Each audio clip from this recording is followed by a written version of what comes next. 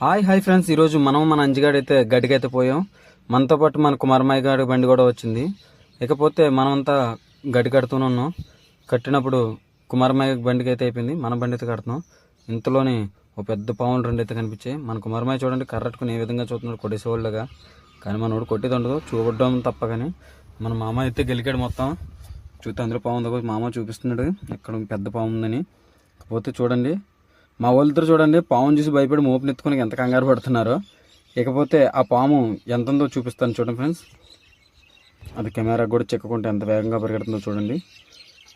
చాలా స్పీడ్గా అయితే వెళ్తుంది ఫ్రెండ్స్, చూడవచ్చు. చాలా పెద్ద పాము అది. దాన్ని చూడగానే మాకు అందరికీ ఒకసారిగా భయం వేసింది. ఇంకోటి వచ్చేసి ఇంకో వేరే దగ్గర అక్కడ కన్నంలో దూరిపోయింది. ఇంకా దానికి అలా బాయ్ చెప్పేసి మేము ఇలా వచ్చాం. ఇలా వచ్చి మిగతాది ఇంకా కొంచెం ఉంటే లోడ్ చేసుకున్నాం. లోడ్ అయితే అయిపోయిన వెంటనే దానికి బాయ్ చెప్పి రెండింటికి బాయ్ చెప్పి మనం